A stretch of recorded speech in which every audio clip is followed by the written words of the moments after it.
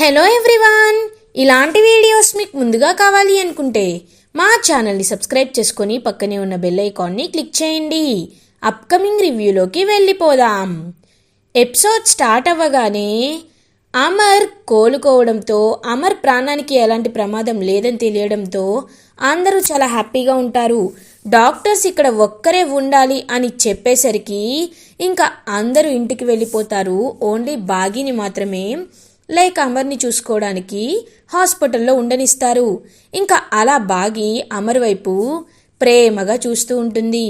ఇదంతా దూరం నుంచి చూస్తూ అరుంధతి, గుప్తా గారు, నేను వెళ్ళి నా భర్తని తనివి తీరా చూద్దామంటే మీరు ఎందుకు ఇలా అడ్డుపడుతున్నారు అని అడుగుతుంది.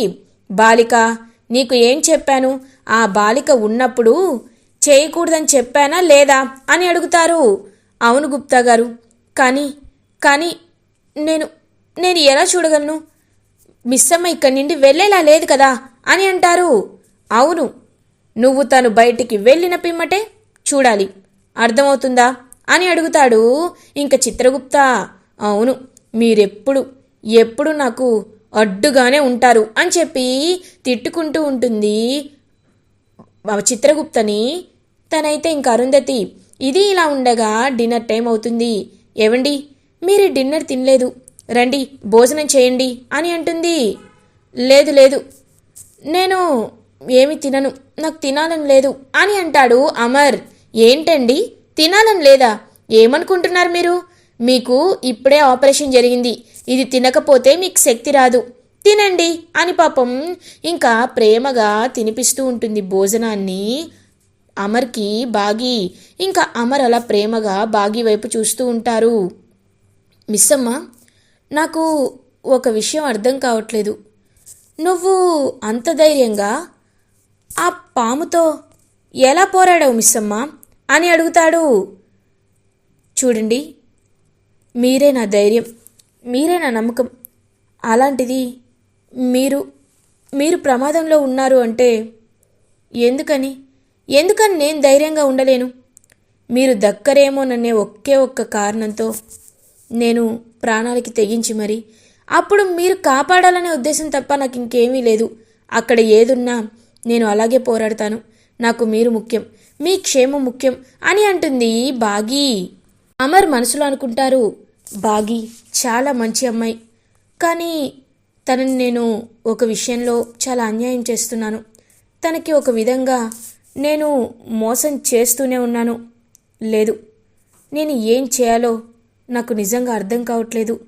మిస్సమ్మ అంటే నాకు ఒక మంచి ఫీలింగ్ ఉంది. అలా అని మిస్సమ్మని నా భార్యగా ఒప్పుకోవడానికి నా మనసు ఎందుకో ఒప్పుకోవటం లేదు. మిస్సమ్మ అంటే నాకు ప్రాణం, ఆమె అరుంధతి అంటే నాకు ప్రాణం. కానీ మిస్సమ్మ విషయంలో నేను ఎందుకని ఆరుకి ఫీల్ అయినట్టే ఫీల్ అవుతున్నాను. మిస్సమ్మని ఎందుకు మనస్ఫూర్తిగా అంగీకరించాలనుకుంటున్నాను. నా ఆరుకి నేను దూరం అవుతున్నానా, మిస్సమ్మకి దగ్గర అవుతున్నానా? ఆరులో చూడని కొన్ని క్వాలిటీస్ కూడా నేను మిస్సమ్మలో చూడగలుగుతున్నానని ప్రేమగా పాపం అమర్ అలా ఇంకా బాగి వైపు చూస్తూ ఉంటారు. ఏవండి, మీరు రెస్ట్ తీసుకోండి, నేను ఇప్పుడే వస్తానని చెప్పి అలా ఇంకా పాపం బయటికి వెళ్తుంది బాగి. ఇంకా అరుంధతి అయితే బాగి బయటికి వెళ్ళిపోగానే అమర్ దగ్గరికి వస్తుంది. అమర్ అలా ఇంకా కూర్చొని ఆలోచిస్తూ ఉంటారు. గుప్తా గారు, మా ఆయన చూసారా ఏదో ఆలోచిస్తున్నారు అని అంటుంది. అవును బాలిక, నీ పతిదేవుడు నీ చెల్లెలి గురించే ఆలోచిస్తున్నాడు అని అంటారు. ఏంటి అంటే మిస్సమ్మ గురించి ఆలోచిస్తున్నారా అని అంటుంది. అవును, తన గురించే ఆలోచిస్తున్నాడు అని అంటారనమాట చిత్రగుప్త. అవునా, తన గురించి ఏం ఆలోచిస్తున్నారు గుప్తా గారు అని అడుగుతుంది పాపం అలా ఇంకా అరుంధతి. బాలిక, నేను చెప్పినచో నీవు చాలా బాధపడేదవు. నీ పతిదేవుడు నిన్ను మరిచి తనని, ఆ మిస్సమ్మని భార్యగా అంగీకరించాలనుకుంటున్నాడు అని అంటారు. ఒక్కసారిగా షాక్ అయిపోతుంది అరుంధతి. లేదు, మీరిదంతా కావాలని చెప్తున్నారు అని అంటుంది. సరే బాలిక, నువ్వు నమ్మొద్దు. నేను చెప్పిన పిమ్మట నీవే ఒకసారి నిర్ధారణ చేసుకొనుము. ఇప్పుడు ఆ బాలిక వచ్చిన వెంటనే నీ పతిదేవుడి కళ్ళల్లో చాలా ప్రేమ కనబడుతుంది అని చెప్పి అంటారు. ఇంకా వెంటనే అలా చూస్తూ ఉంటుంది పాపం దొంగచాటుగా దాక్కొని అరుంధతి. ఇంకా నిజంగా బాగి రాగానే బాగిని చాలా ప్రేమగా చూస్తూ ఉంటాడనమాట అమర్. ఇంకా బాగిని అలా అమర్ చూస్తూ ఉండడం చూసి అరుంధతి పాపం చాలా బాధపడుతూ ఉంటుంది. ఇప్పటికైనా అర్థం చేసుకో బాలిక, నీ పతిదేవుడు తన జీవితంలో ముందుకి వెళ్ళాలి అనుకుంటున్నాడు. నిన్ను మరచి నీ చెల్లెలు సోదరి అయినా ఆ బాలికని భార్యగా అంగీకరించాలి అనుకుంటున్నాడు. వాళ్ళది దేవుడు కలిపిన బంధము. వాళ్ళని నువ్వు విడదీయాలనుకోవడం, ఇంకా నీ పతిదేవుడు నీ గురించే ఆలోచించాలనుకోవడం చాలా పెద్ద తప్పు అని చెప్తారు. ఇంకా ఆలోచిస్తూ ఉంటుంది పాపం అలా అరుంధతి. ఇది ఇలా ఉండగా మార్నింగ్ అవుతుంది. ఇంకా అలా బాగి పాపం అమర్ పక్కనే బెడ్ పైన ఇంకా అలా తలవాల్చి నిద్రపోతూ ఉంటుంది. అమర్ ఇంకా అలా పైకి లేస్తాడు. బాగి నిద్రపోతూ ఉంటే నిద్రపోతున్న బాగి వైపు చూస్తూ ఉంటారు. ఇంకా బాగి తలపై చేయి వేసి నిమురుతూ, మిస్సమ్మ, అడగకుండానే నువ్వు నాకు చాలా చాలా ఇచ్చావు. నిజంగా నేను చాలా అదృష్టవంతుణ్ణి. నీకోసం నేను ఏదైనా చెయ్యాలి మిస్సమ్మ, చెయ్యాలి అని ఆలోచిస్తూ ఉంటాడు అమర్. ఇంకప్పుడే డాక్టర్ రావడంతో పాపం బాగి కూడా అలా లేచి ఇంకా నించుని ఉంటుంది. హీఈస్ పర్ఫెక్ట్లీ ఆల్ రైట్, ఇప్పుడు అతన్ని డిశ్చార్జ్ చేసేయచ్చమ్మా అని చెప్తారు డాక్టర్. థ్యాంక్ యూ డాక్టర్ అని చెప్పి ఇంకా డిశ్చార్జ్ చేసే అమర్ని ఇంటికి తీసుకువెళ్తుంది బాగి. మనోహరి చాలా కోపంగా చూస్తూ ఉంటుంది బాగి వైపు. ఏంటి బాగి, ఏం చేస్తున్నావు మిస్సమ్మ నువ్వు? అయినా చెప్తే మేము కూడా వచ్చేవాళ్ళం కదా అని అంటుంది మనోహరి. పర్లేదులే మనోహరి గారు, ఇప్పుడు మా మిస్సమ్మ ఒక్కరే అన్ని విషయాల్ని హ్యాండిల్ చేయగలరు, ఇందులో మీ సలహా అక్కర్లేదు అని అంటాడు రాథోడ్. ఇది ఇలా ఉండగా పాపం అమర్ని అలా ఇంకా నడిపించుకుంటూ తీసుకువెళ్తూ ఉంటుందన్నమాట బాగి. అదంతా చూస్తున్న మనోహరి చాలా జెలస్గా ఫీల్ అవుతుంది. నేను ఏం చేద్దామన్నా ఈ మిస్సమ్మ నాకు అడ్డు పడుతూనే ఉంది. ఈ మిస్సమ్మని ఎలా అయినా బాధ పెట్టాలి, ఈ ఇంట్లో నుంచి వెళ్ళిపోయేలా చేయాలి. నేను అమర్ని పెళ్లి చేసుకోవాలి. అలా జరగాలంటే ఏం చేయాలి అని ఆలోచిస్తూ ఉంటుంది మనోహరి. అదే టైంకి మనోహరికి ఫోన్ కాల్ వస్తూ ఉంటుంది. ఇంకా ఫోన్ లిఫ్ట్ చేసి మాట్లాడుతూ ఉంటే, హలో మనోహరి, నేను రణ్వీర్ని అని అంటాడు రణ్వీర్. ఒక్కసారిగా షాక్ అయిపోతుంది మనోహరి. రణ్వీర్, నువ్వు నాకెందుకు కాల్ చేశావు అని అడుగుతుంది. చూడు మనోహరి, ఇన్నాళ్ళు ఓపిక పట్టాను, కానీ నా ఓపిక నశించింది. నా కూతురి కోర్టు కేసు వాయిదా ఇంకొక 2 రోజుల్లో ముగియబోతుంది. ఇంకొక 2 రోజుల్లో నా కూతుర్ని నేను తీసుకురాకపోతే నా ఆస్తంతా అనాథ శరణాలయానికి వెళ్ళిపోతుంది. నా కూతురు నాకు కావాలి. నా కూతురు ఎక్కడుందో నాకు చెప్పు మనోహరి, లేకపోతే నీ గురించి మొత్తం నిజం నేను బయట పెట్టేస్తా అని అంటాడు కావాలనే రణ్వీర్. వామ్మో, ఈ రణ్వీర్ ఏంటి ఇంత గట్టిగా చెప్తున్నాడు అని అనుకుంటూ ఉంటుందన్నమాట. అలా ఇంకా మనోహరి, చూడు మనోహరి, నీకు ఒక్క రోజు టైం ఇస్తున్నాను. నువ్వు నా కూతురు ఆచీకి చెప్పలేదో నిన్ను ఆ భగవంతుడు కూడా కాపాడలేడు. నిన్ను మర్డర్ చేసి జైలుకైనా వెళ్తాను, కానీ నిన్ను మాత్రం వదిలిపెట్టను మనోహరి అని చెప్పి కాల్ కట్ చేస్తాడనమాట రణ్వీర్. ఇప్పుడు ఏం చేయాలి? ఆ రణ్వీర్ ఏమో ఖచ్చితంగా నా కూతురు ఎక్కడుందో చెప్పమంటున్నాడు. నా కూతురు గురించి తెలుసుకుందామంటే అదెక్కడుందో ఎవరికి తెలుసు? అనాథ శరణాలయంలో వదిలేశాను, వాళ్ళేమో ఇన్ఫర్మేషన్ చెప్పట్లేదు. ఈ బాబ్జీ గాడేమో ఎక్కడున్నాడో తెలీదు. ఇప్పుడు ఏం చేయాలి? ఈ రణ్వీర్తో పెట్టుకుంటే ఖచ్చితంగా నా గురించి నిజం చెప్పేస్తాడు, లేకపోతే నన్ను చంపేస్తాడు. ఏం చేయాలి అని ఆలోచిస్తూ ఒక థాట్ వస్తుంది మనోహరికి. Yes, గోరానే correct. గోరాకి ఇలాంటి విషయాల్లో నిజంగా అతనికి ఐడియా ఉండుంటుంది. గోరాని సహాయం అడగాలి అని బయలుదేరుతుంది మనోహరి. ఇది ఇలా ఉండగా బాగి అమర్ దగ్గరికి వచ్చి, ఇదిగోండి జ్యూస్ తీసుకోండి అని అంటుంది.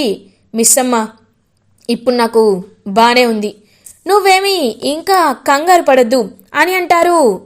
లేదండి, లేదు, మీకు పూర్తిగా తగ్గేంత వరకు మిమ్మల్ని చూసుకునే బాధ్యత నాదే. మీరు ఇలానే ఉండండి, కూర్చొని ఉండండి అని అంటుంది. ఇంక పాపం బాగి వైపు చూస్తూ ఉంటాడనమాట. అలా ఇంకా అమర్ బాగి ఇంకా అలా వెళ్ళిపోతూ ఉంటే అమర్, మిస్సమ్మ ఒక్క నిమిషం అని ఆపుతాడు. ఇంకా మిస్సమ్మ అలా బాగి అయితే అమర్ దగ్గరికి వస్తుంది.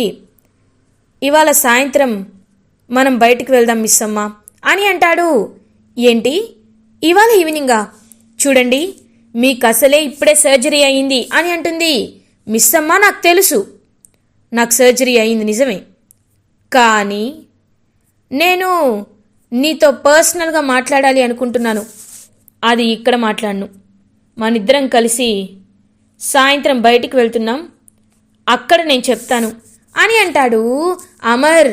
సరే అండి, మీ ఇష్టం అని చెప్పి అక్కడి నుండి వెళ్ళిపోతుంది బాగి. రాథోడ్ అని పిలుస్తాడు అమర్. ఏంటి సార్ అని అడుగుతారు. రాథోడ్, నేను చెప్పినట్టు నువ్వు కొన్ని పనులు చేయాలని చెప్పి ఇంక కొన్ని చెప్తాడనమాట రాథోడ్కి అమర్. సార్, ఖచ్చితంగా చేస్తాను సార్, ఇప్పుడే వెళ్తున్నానని చెప్పి ఇంకా అరేంజ్మెంట్స్కి వెళ్ళిపోతాడనమాట. అలా ఇంకా రాథోడ్, గుప్తా గారు ఏం జరుగుతుంది? ఆయన ఏదో ప్లాన్ చేస్తున్నారు అని అడుగుతుంది.